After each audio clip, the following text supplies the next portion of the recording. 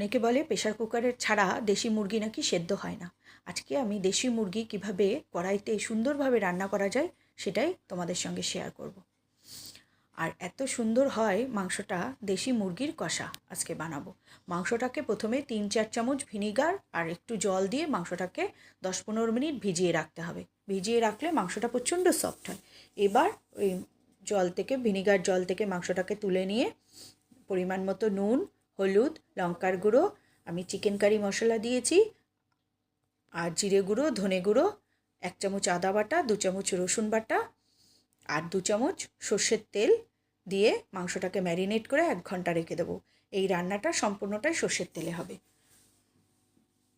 এই যে ভালো করে ম্যারিনেট করে 1 ঘন্টা রেখে দেবো। আর ওই ভিনিগার আর জলে ডুবিয়ে রাখলে এই মাংসটা মানে অনেকটা সফট হয়ে যায়। আর নতুন আলু কেটে নিয়েছি আর 3টে টমেটো আমি লম্বা করে কেটে নেব। কুচাবো না, লম্বা করে টমেটোগুলোকে কেটে নেব।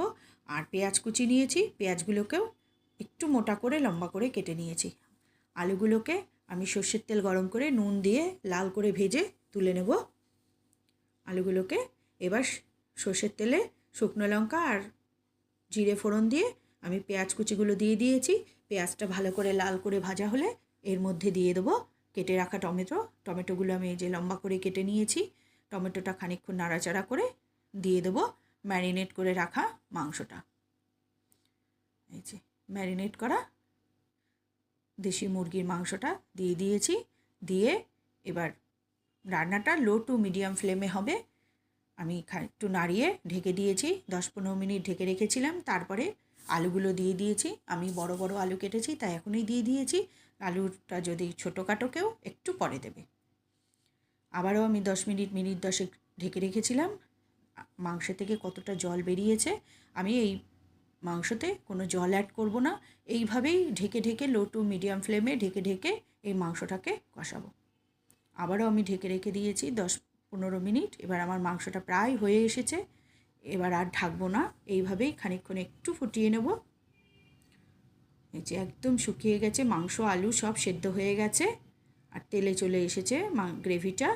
এবার আমি এর মধ্যে একটু গরম মশলার গুঁড়ো আর কসুরি মেথি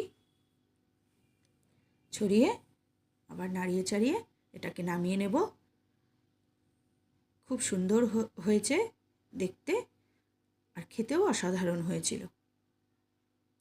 এই যে এটা আমার মেয়ের জন্য তুলে নিলাম, আর থাকতে পারছে না।